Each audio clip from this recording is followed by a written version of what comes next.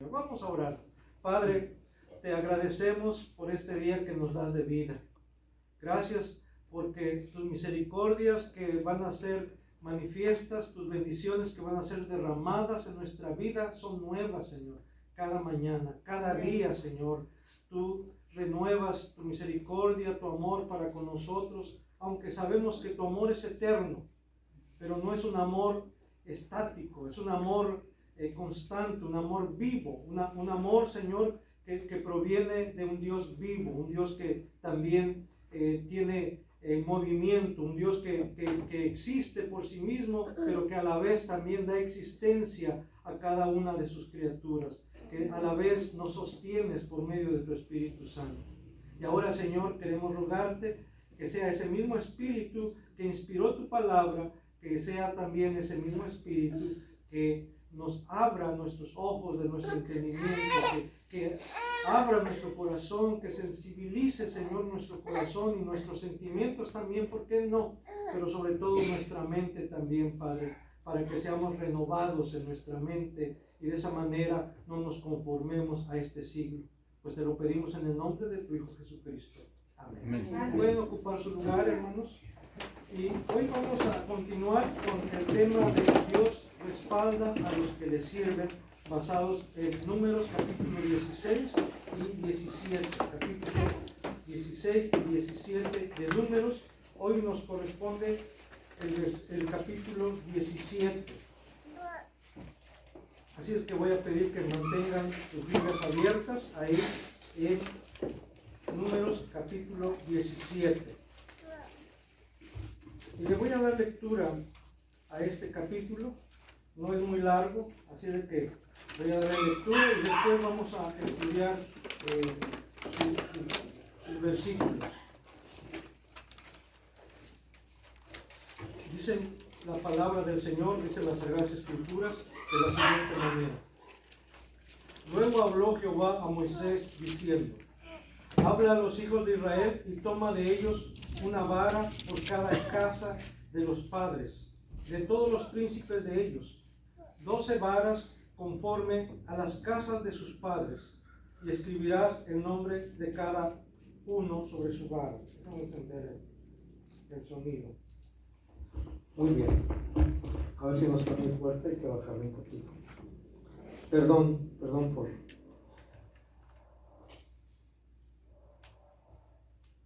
Nuevamente le voy a dar lectura desde el versículo 1, Números 17, del versículo 1. Luego habló Jehová a Moisés diciendo: habla a los hijos de Israel y toma de ellos una vara por cada casa de los padres, de todos los príncipes de ellos, 12 varas conforme a las casas de sus padres, y escribirás el nombre de cada uno sobre su vara. Y escribirás el nombre de Aarón sobre la vara de Leví, porque cada jefe de familia de sus padres tendrá una vara. Y las pondrás en el tabernáculo de reunión delante del testimonio, donde yo me manifestaré a vosotros. Y florecerá la vara del varón que yo escoja, y haré cesar de delante de mí las quejas de los hijos de Israel con que murmuran contra vosotros. Y Moisés habló a los hijos de Israel, y todos los príncipes de ellos les dieron varas, cada príncipe por las casas de sus padres una vara, en total 12 varas. Y la vara de Aarón estaba entre las varas de ellos. Y Moisés puso las varas delante de Jehová en el tabernáculo del testimonio. Y aconteció que el día siguiente vino Moisés al tabernáculo del testimonio, y aquí que la vara de Aarón de la casa de Leví había reverdecido, y echado flores, y arrojado renuevos, y producido almendras. Entonces sacó Moisés todas las varas de delante de Jehová a todos los hijos de Israel, y ellos lo vieron, y tomaron cada uno su vara. Y Jehová dijo a Moisés: vuelve la vara de Aarón delante del testimonio, para que se guarde por señal a los hijos rebeldes, y hará cesar sus quejas de delante de mí, para que no mueran. E hizo Moisés como le mandó Jehová, así lo hizo. Entonces los hijos de Israel hablaron a Moisés diciendo: he aquí nosotros somos muertos, perdidos todos nosotros somos perdidos. Cualquiera que se acercare, el que viniera al tabernáculo de Jehová morirá. ¿Acabaremos por perecer todos? Aquí, hermanos, es lo que podemos decirlo, el resultado de lo que había pasado en el capítulo 16, cuando Coré, Datán y Abirán se rebelaron en contra de la autoridad de Moisés, de la autoridad de Aarón. Y no solamente se rebelaron en contra, sino que ellos mismos querían ocupar esos cargos, esos puestos de autoridad. El argumento era, dice, toda la congregación es santa. Entonces, ¿por qué ustedes se enseñorean sobre el pueblo, sobre la congregación? Jehová también está con nosotros, en medio de nosotros, no solamente con ustedes. Y bueno, sabemos lo que pasó, cómo Dios tuvo que intervenir directamente. Pero no solo quedó ahí, como vemos aquí en el capítulo 17, sino que Dios tiene que tomar medidas, como decimos por ahí, drásticas. Ya lo había hecho, por supuesto, haciendo que la tierra se abriese bajo aquellos que se habían rebelado, sobre ellos y sobre sus familias. Pero ahora vemos que Dios está pensando en dejar un precedente para que no vuelva a repetirse esa situación. Y para ello vamos a ver aquí en Números capítulo 17 qué es lo que hace Dios. Aunque ya lo leímos, pero vamos a analizarlo, vamos a estudiarlo juntos. Para empezar, hermanos, ¿qué significa la vara en las Escrituras? Y aquí vemos que tiene, sobre todo, representa la autoridad, principalmente la autoridad de Dios, la autoridad divina. Y vemos ahí que esa autoridad de Dios se manifiesta por lo menos de 4 maneras. Primero, la autoridad de Dios sobre el hombre. Y ahí tenemos, por ejemplo, el Salmo 89, y vamos a ir buscando estos salmos. Voy a tratar además de leerlo, no entrar en comentarios. Salmo número 89, versículos 32 al 34, en donde se manifiesta en qué consiste la autoridad de Dios expresada en la vara. Dice el Salmo 89, versículo 32 al 34. Entonces castigaré con vara. Está hablando aquí de la descendencia de David, el pacto que Dios hace con David.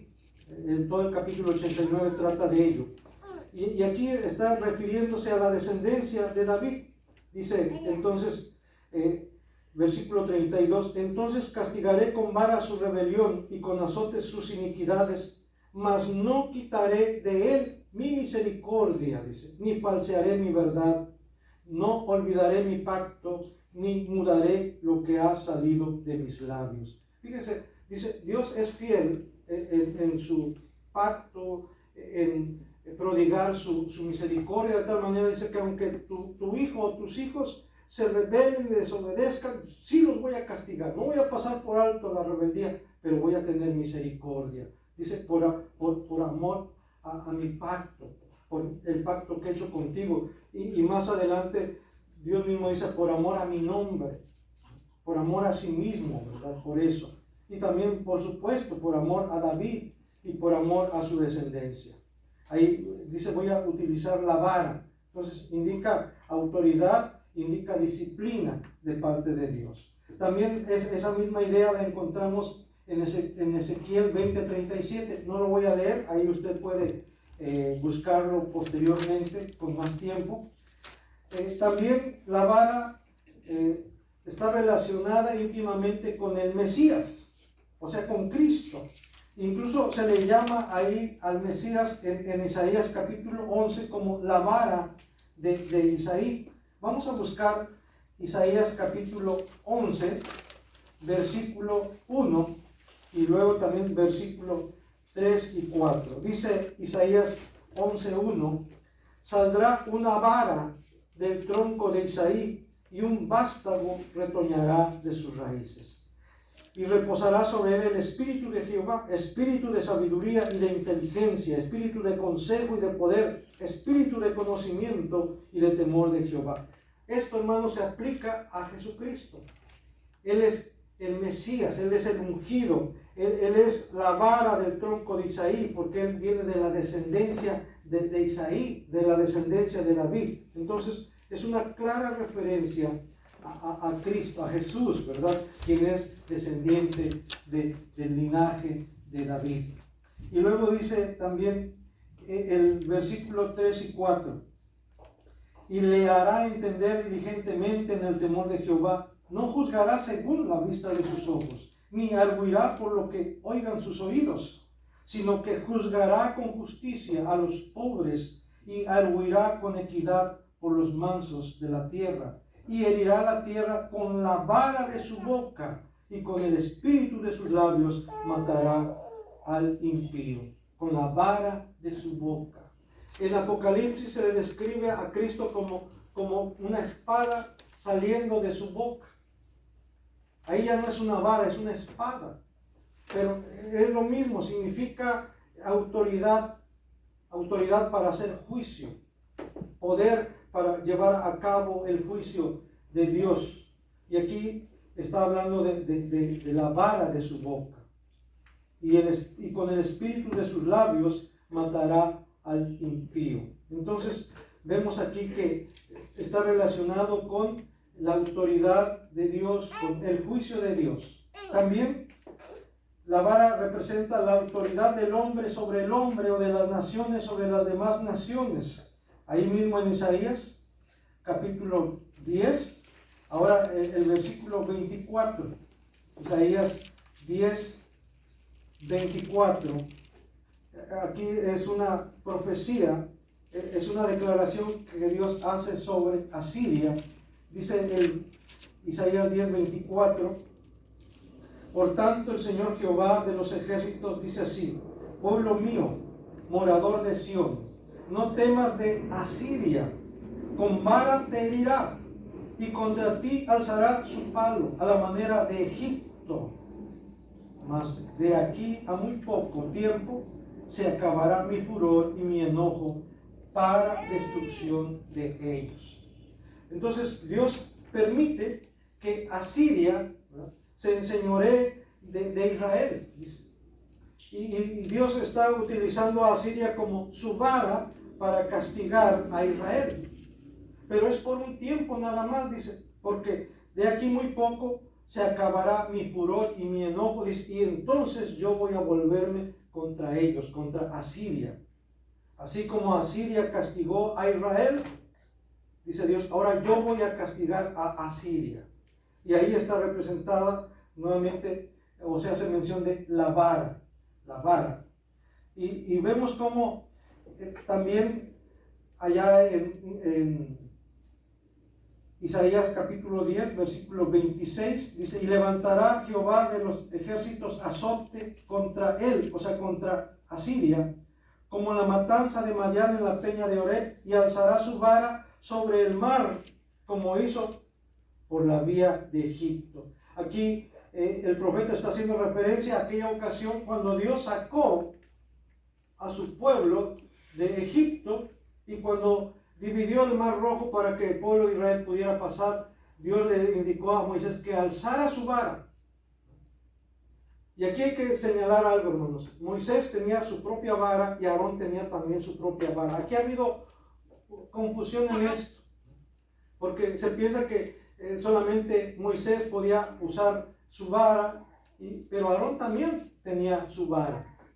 Y esa vara representa la autoridad. Es como aquí en México, no sé si ustedes han visto cuando el expresidente López Obrador y ahora con la presidenta Sheinbaum se acercaron para darles el bastón de mando.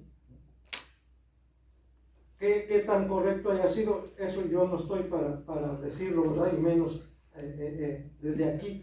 Pero ese bastón de mando representa autoridad. Le están dando la autoridad. Bueno, Algo similar se está haciendo referencia aquí. Ese bastón de autoridad, esa vara de autoridad que tenía Moisés, que tenía Aarón también. Y por eso Dios le dice a Moisés que cuando saca a su pueblo, alza tu vara, no solo alza tu vara, porque esa vara representa la autoridad de Dios, no la autoridad de Moisés, la autoridad de Dios. Y yo quisiera pensar que ese bastón de mando que le han dado a nuestro expresidente y a la presidenta actual, pues que represente, sí, la autoridad, pero esa autoridad para llevar adelante a la nación y para, como aquí vemos, para hacer justicia al agraviado, o sea, para cumplir con la responsabilidad que se le está encomendando. Ok, entonces, la vara representa la autoridad de Dios. Y en este caso, el juicio de Dios sobre las naciones, como vemos aquí, sobre Asiria y sobre Egipto, y también, ¿por qué no?, sobre Babilonia.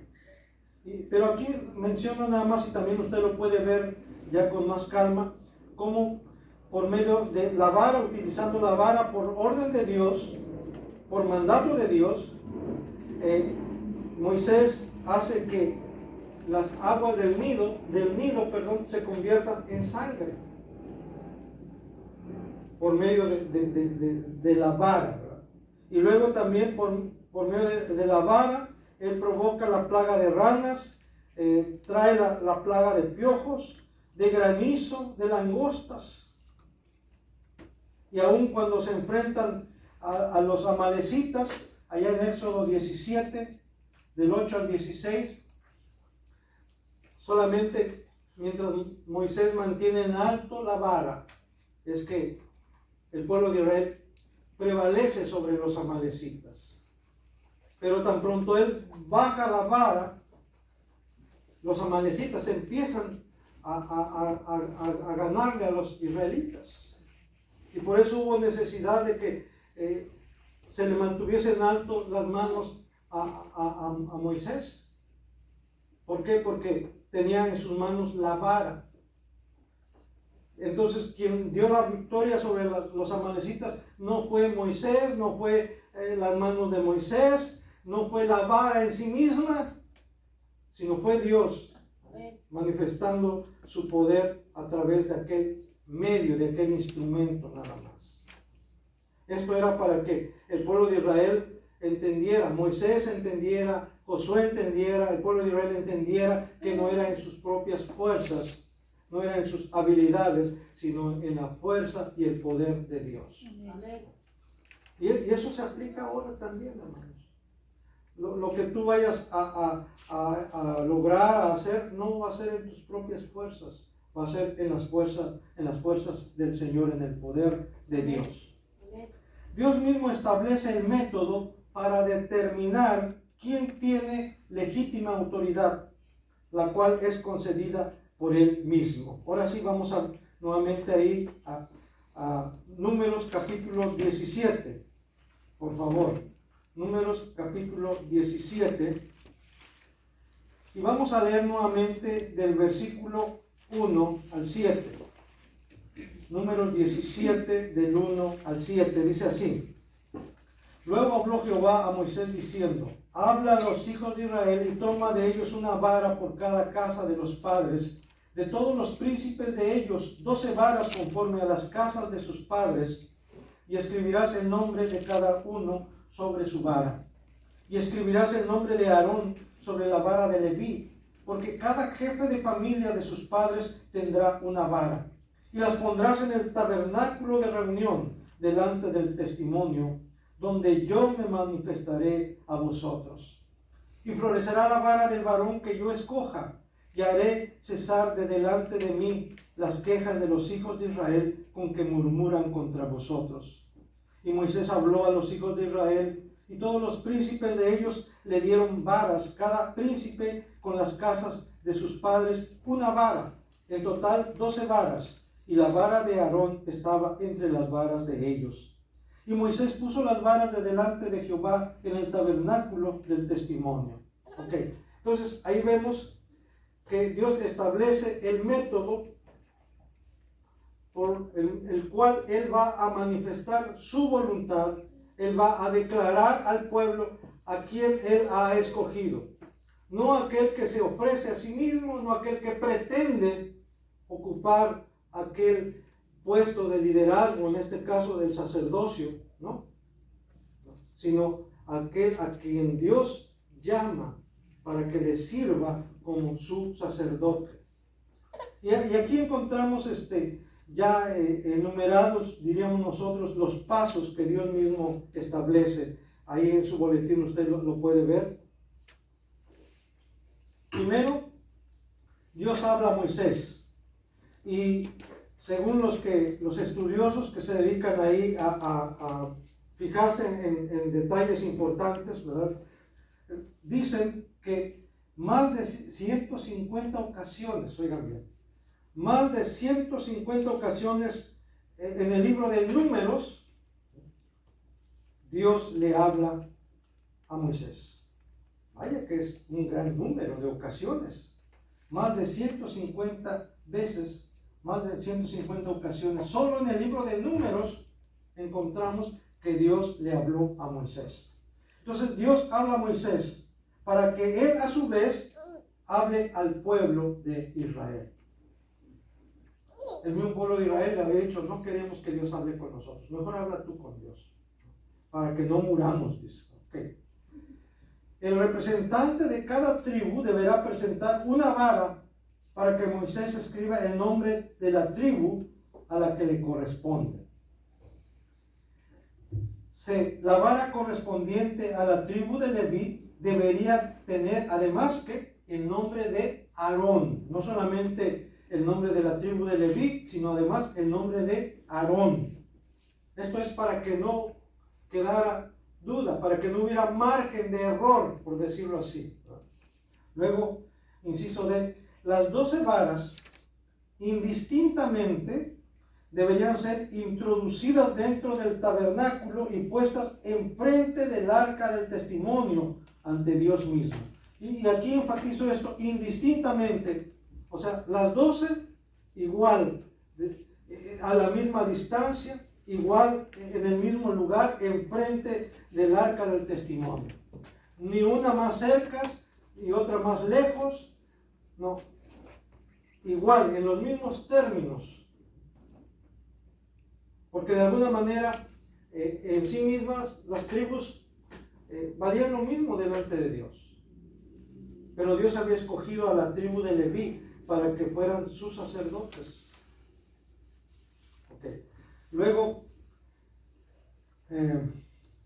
Dios promete manifestarse, inciso E, Dios promete manifestarse, haciendo que la vara del varón que Él ha escogido para que le sirva como su sacerdote florecerá, terminando así con las quejas de los hijos de Israel en contra de Moisés y Aarón y en contra de Dios mismo. O sea, Dios mismo dice ya, para que dejen de estarse quejando en contra de ustedes, pero también en contra mía, porque repercutía, ¿verdad? Al estarse quejando en contra de Moisés y Aarón, de alguna manera estaban quejándose en contra de Dios. ¿Por qué? Porque Dios los había puesto a ellos. Es como cuando Adán, ¿verdad?, se queja de Eva. Con la mujer que tú me diste, ella me engañó y yo comí. Entonces, ¿qué le está diciendo a Dios? Pues, ¿para qué me diste esta clase de mujer? Entonces, está responsabilizando a Adán a Dios, en lugar de que él asuma su responsabilidad. Porque no era un niño, ¿verdad?, para que lo haya engañado, ¿verdad? Él quiso. Tomó la decisión, ¿verdad? Entonces aquí también, para que no haya duda, Dios dice, la vara de Leví debe también llevar el nombre de Aarón, porque ya no quiero seguir escuchando más quejas, más reclamos, dice Dios. Dios hace que la vara de Aarón reverdezca, florezca y dé fruto. Versículo 8 y 9 dice, y aconteció que el día siguiente Vino Moisés al tabernáculo del testimonio, y aquí que la vara de Aarón de la casa de Leví había reverdecido y echado flores y arrojado renuevos y producido almendras. Y no solamente había reverdecido, sino que había echado renuevos, había echado flores y fruto. Y no fruto tierno, no fruto verde, sino la idea es fruto maduro. En una noche. Naturalmente esto no podía ser. Pero Dios lo hizo para dar testimonio a favor de su siervo Aarón. Dice el versículo 9, entonces sacó Moisés a todas las varas de delante de Jehová, a todos los hijos de Israel, y ellos lo vieron y tomaron cada uno su vara. Hermanos, no pensemos que Moisés solito, ¿verdad? Tempranito fue allá al tabernáculo de reunión, ¿verdad? Y solito sacó las varas, ¿verdad? No, el pueblo estaba reunido ahí, porque al pueblo le interesaba ver qué pasaba. A los representantes de las tribus les interesaba saber qué había pasado con sus varas. Y por eso estaban a la expectativa ahí. Entonces cuando Moisés entró al tabernáculo, todo el pueblo estaba reunido ahí, a la expectativa. Esto, hermanos, tenía que ser así. Algunos que no quieren aceptar lo que la Escritura dice y aún dicen, no, lo que pasa es que ahí hubo un truco. Ahí seguramente Moisés en la noche fue y manipuló las varas y sacó la vara de Aarón y metió una vara verde. Sí, para todo puede buscarse argumentos en contra. Pero, hermanos, la Biblia dice claramente, Dios nos dice en su palabra, que esto pasó allá dentro del tabernáculo de reunión. Nadie manipuló las varas. Dios manifestó su poder, Dios manifestó su aprobación. Dios dio testimonio acerca de Aarón al hacer que su vara reverdeciera. Una vara seca, una vara muerta. ¿Sí? Seca, muerta. Cobra vida. Y eso de cobra vida, no. Dios imprimió vida. Hizo que reverdeciera, que brotara retoños, que diera flores, que diera fruto y fruto maduro. Solamente Dios podía hacerlo. No había un truco ahí, no había Dios solamente. Hay cosas que solamente Dios puede hacer, hermanos, que nadie más. Y aquí, hermanos, podemos incluso entrar en detalles y decir, así como esa vara seca, sin vida, no tenía vida en sí mismo, representa de alguna manera al ser humano. Eso fue lo que Dios le mostró a su profeta Ezequiel allá en Ezequiel 37, cuando dice que Dios le mostró un valle de huesos secos, lleno de huesos secos, secos en gran manera, así dice, secos en gran manera. Y Dios le pregunta a su profeta, ¿tú crees que estos huesos vivirán? ¿Y qué responde el profeta? Señor, tú no sabes. Como si tú quieres, claro que sí pueden vivir. Bueno, entonces profetiza. O sea, háblale a estos huesos secos en gran manera. Y el profeta empieza a hablarle a esos huesos secos, a profetizar sobre aquellos huesos secos, y esos huesos secos empiezan a llenarse de vida. Y empiezan a juntarse. Yo me imagino ahí el ruidajo, ¿verdad? De los huesos juntándose, los esqueletos ahí, ¿verdad? Y no solamente quedan los esqueletos ahí, sino se cubren de carne. Gloria a Dios. Amén. Dice, y luego le dice, ¿verdad? Pero ahí están los cuerpos. Ya están cubiertos los huesos de carne, tendones, tejidos, todo ya. Pero siguen muertos. Y entonces nuevamente Dios le dice al profeta, y viene el Espíritu de Dios y entra en aquellos cuerpos, y aquellos cuerpos se levantan, cobran vida. Solamente Dios podía hacerlo. Y aquí nuevamente vemos que esa vara seca, no puedo decir seca en gran manera, pero estaba seca, sin vida. Dios imprime vida en ella y la hace florecer y la hace dar fruto. Es lo que hace con la vida, es lo que ha hecho con nuestra vida. Amén. Éramos como esa vara seca y Dios trajo vida a nosotros. Y no sé, ¿verdad? Pero yo creo que Dios está manifestando también su fruto en nosotros. Amén. Primeramente el fruto del Espíritu: amor, gozo, paz, paciencia, benignidad, bondad, fe, mansedumbre, templanza. ¿Que todavía nos falta mucho? Claro que sí, nos falta mucho todavía. Pero ya debe estarse manifestando ese fruto en nosotros.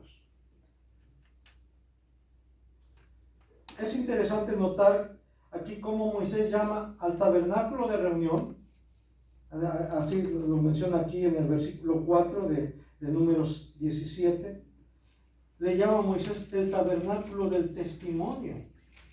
No solamente es el tabernáculo de reunión, sino el tabernáculo del testimonio, para llamar la atención a la acción que Dios mismo llevará a cabo como un testimonio a favor de su siervo Aarón. Así como Dios mismo dio testimonio de la justicia de su Hijo, hablando de su Hijo Jesucristo, ¿verdad? Levantándolo de entre los muertos, allá en Hechos 2, versículo 22 al 24. También. Vamos a buscar Hechos, capítulo 2, versículo 22 al 24, el primer sermón de Pedro, después del día de Pentecostés, Pedro lleno del Espíritu Santo. Entonces aquí no es Pedro en sí, sino Pedro solamente es el medio, es el instrumento, diría yo, es la vara que Dios utiliza, ¿verdad? para dar a conocer su voluntad al pueblo. Dice ahí en Hechos 2, versículo 22 al 24, varones israelitas, oíd estas palabras: Jesús Nazareno, varón aprobado por Dios entre vosotros, con las maravillas, prodigios y señales que Dios hizo entre vosotros por medio de él, como vosotros mismos sabéis. A este, entregado por el determinado consejo y anticipado conocimiento de Dios, prendisteis y matasteis por manos de inicuos, crucificándole, al cual Dios levantó, suelto los dolores de la muerte, por cuanto era imposible que fuese entretenido por ella. Ahí, hermanos, Dios mismo, el Padre, dio testimonio a favor de su Hijo Jesucristo. ¿Cómo? Levantándolo de entre los muertos. Sí, Jesucristo fue muerto, fue crucificado, como dice el credo de los apóstoles. Fue crucificado, muerto y sepultado. ¿Pero qué? Pero al tercer día Dios lo levantó de entre los muertos. Y de esa manera, hermanos, Dios, el Padre, estaba dando testimonio acerca de quién era Jesús de Nazaret. De esa manera Dios está dando testimonio, está dando su aprobación acerca de la vida de su Hijo Jesucristo, y por eso lo levanta de entre los muertos. Y aquí vemos entonces cómo es Dios quien está dando testimonio acerca de su siervo Aarón. Dice, y aquí la vara de Aarón de la casa de Leví, ¿qué? Había reverdecido y echado flores y arrojado renuevos y producido almendras.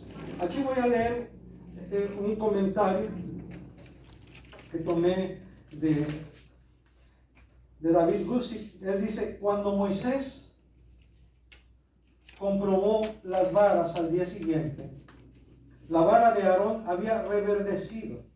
No solo reverdecido, había arrojado flores. No solo había arrojado flores, había arrojado renuevos.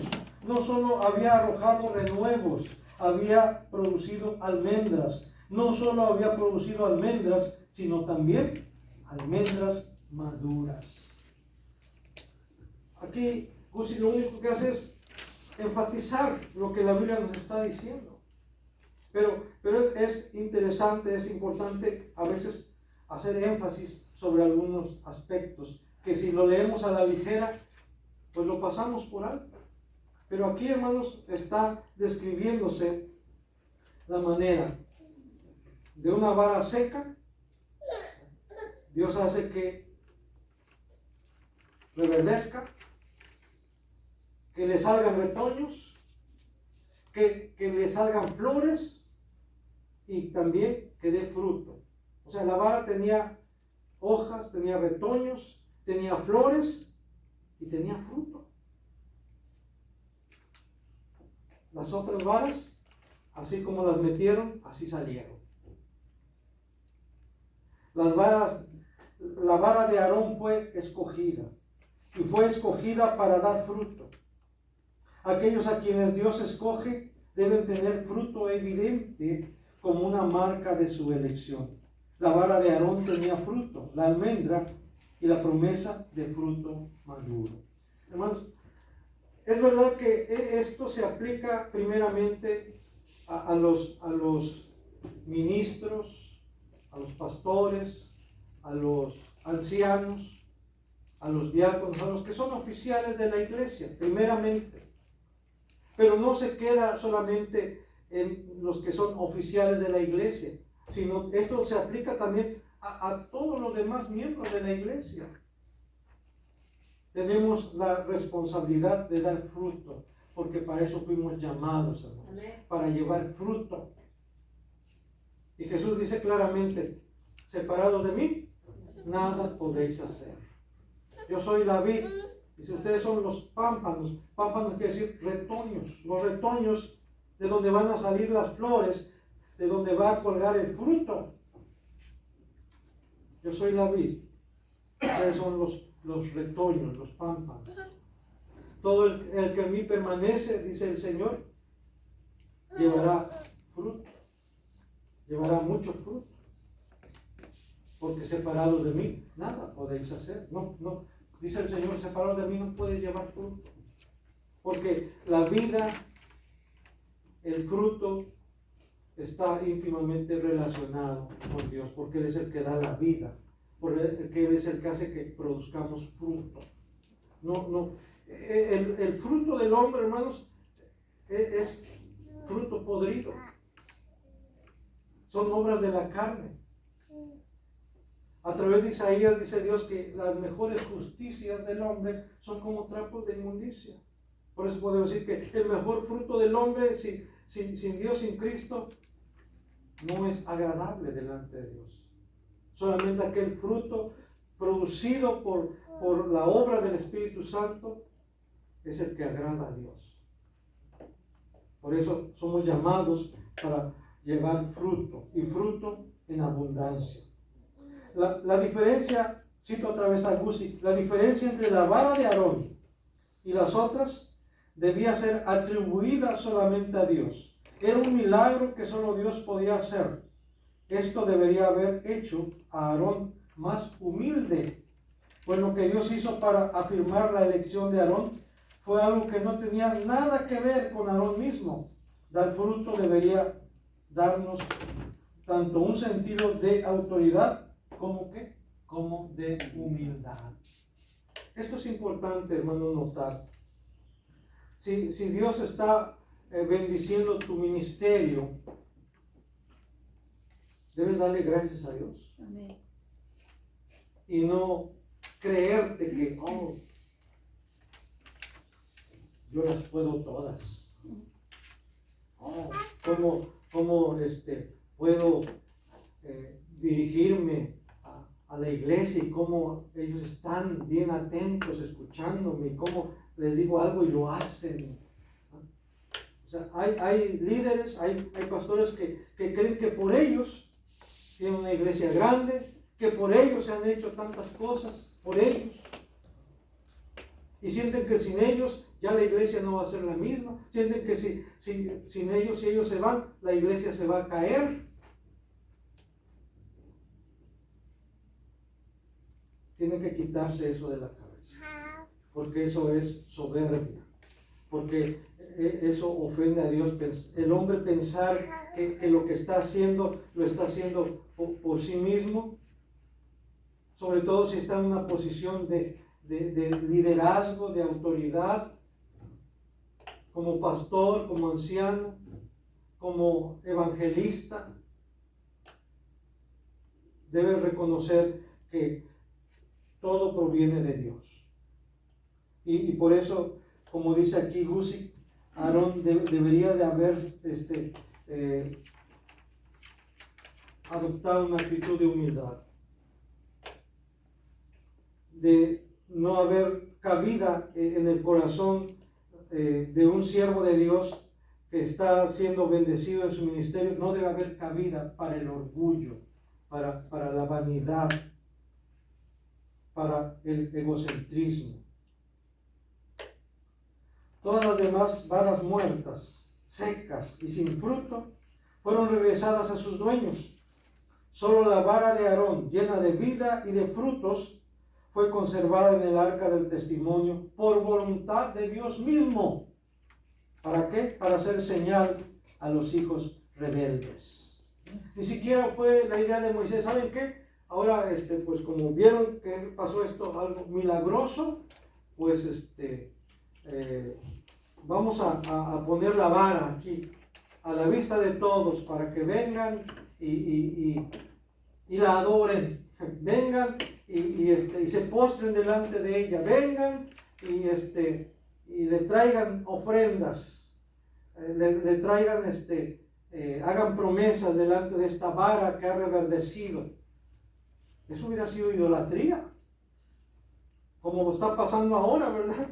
Que algo sucede fuera de lo normal y inmediatamente lo publican, inmediatamente la gente empieza a llegar. Eso es idolatría. Qué bueno que Moisés qué bueno que Aarón no lo hizo. Dice, no, mi vara, miren mi vara. ¿Cómo ven?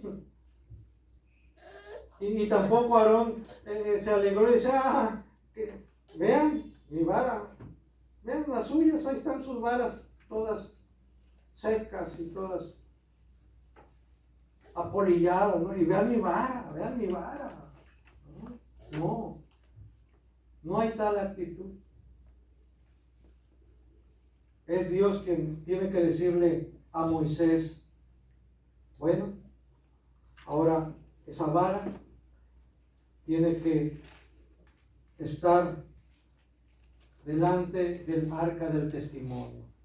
Y ya no solamente delante del arca, sino dentro del arca del testimonio. ¿Cómo sabemos esto?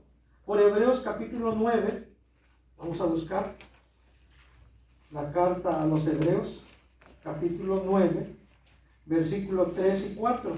Hebreos 9, 3 y 4.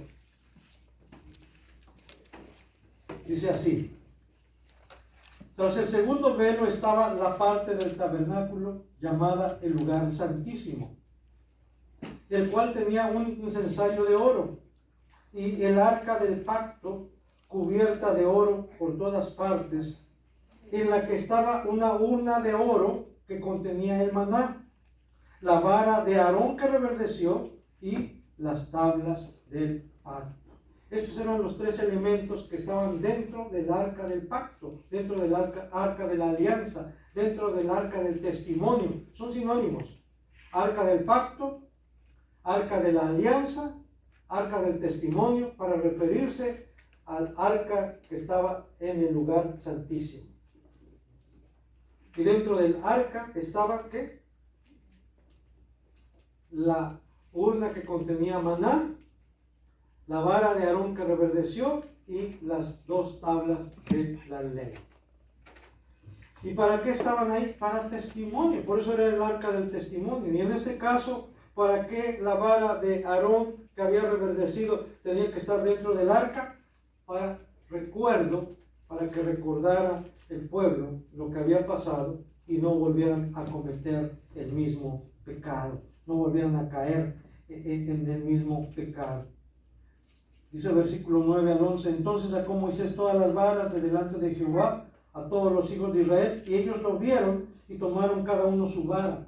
Y Jehová dijo a Moisés, vuelve la vara de Aarón delante del testimonio, para que se guarde por señal a los hijos rebeldes, y hará cesar sus quejas de delante de mí. ¿Para qué? Para que no mueran. Hermanos, las quejas delante de Dios, en lugar de traer bendición, van a traer maldición, van a traer muerte. Por eso, el estarse quejando de los siervos de Dios o murmurando en contra de ellos, trae juicio en lugar de bendición. Mejor ore por ellos y anímeles a seguir fieles en el Señor. Hermanos, esto no quiere decir que si un pastor, un anciano o un misionero o misionera está haciendo algo mal, no quiere decir que no le vamos a hacer la observación. Es más, tenemos la responsabilidad de hacerlo, pero tenemos que buscar hacerlo de la mejor manera. Evitar andar murmurando, andar diciendo, no, ya saben o se han dado cuenta, ya han visto eso. No, si tú lo viste, si tú te diste cuenta, ¿qué tienes que hacer? Dice la Escritura que tienes que llamarlo aparte. Tú y él, o tú y ella. Y eso se aplica a los demás hermanos también. Pero ahorita vamos a referirnos a los líderes espirituales, a pastores, obreros, misioneros, misioneras, ancianos, diáconos.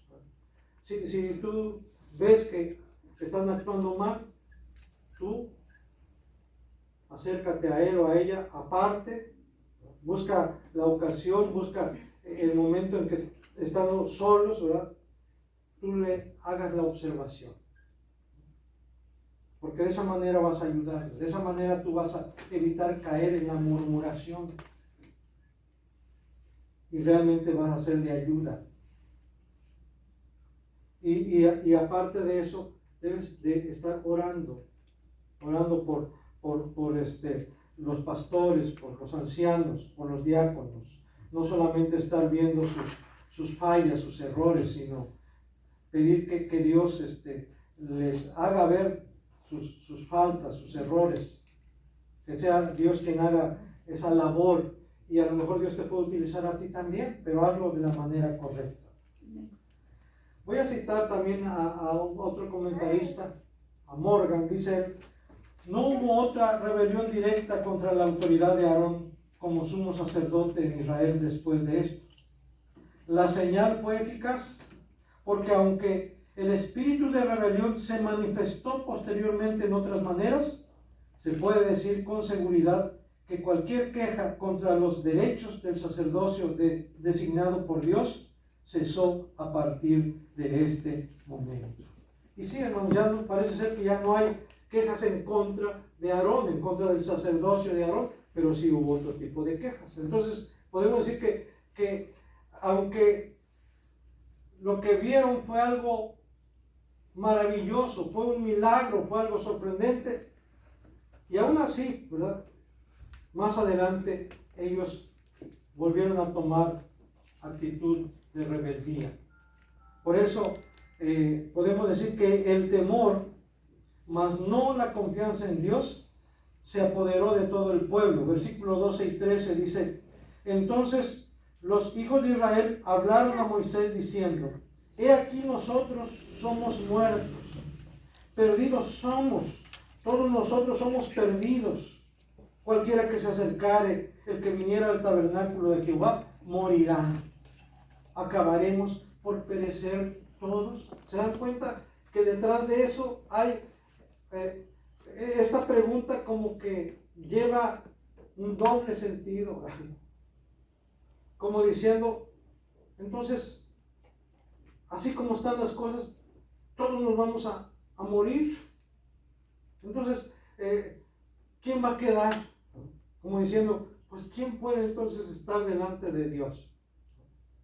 Y en cierta medida había razón en lo que estaban diciendo, pero hay que ver cómo lo estaban diciendo, por qué lo estaban diciendo. El temor, más no la confianza en Dios, se apoderó de todo el pueblo.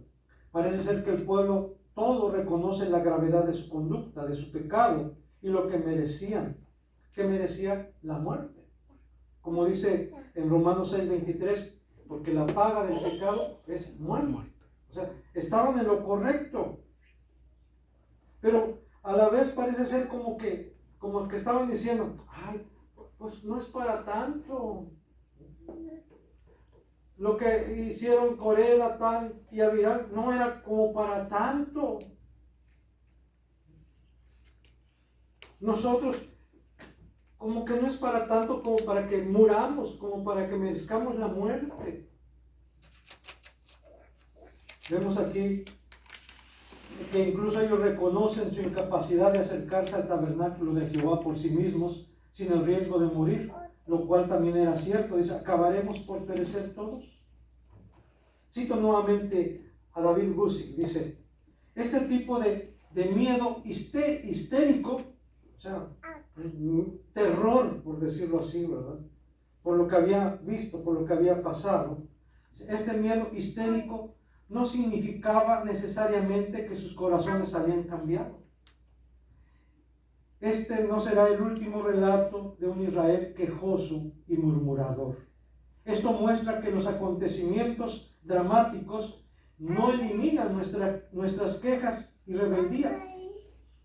El corazón tiene que ser cambiado por Dios. Hermanos, las únicas quejas, la única manera de evitar quejas, rebeldía es cuando Dios cambia nuestro corazón, cuando Dios transforma nuestra manera de pensar.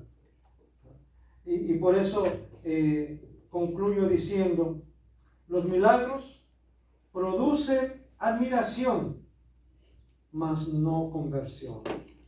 Solo la acción del Espíritu Santo, obrando por medio de la palabra, trae convicción de pecado y verdadero arrepentimiento. Hermanos, tristemente lo hemos visto. Hay personas que han asistido a muchos congresos, a muchas campañas de sanidad, ¿verdad? Y sí, quedan sorprendidos, incluso después platican y dicen, pero no cambia su vida. Sí, fueron impactados por lo que vieron allá, pero no hay un cambio en su vida. No hay una entrega a Dios. Y están buscando a ver dónde va a haber otra campaña de milagros. Están buscando a ver dónde va a haber un congreso para ir. Cuando donde tienen que ir es a los pies de Cristo. Amén.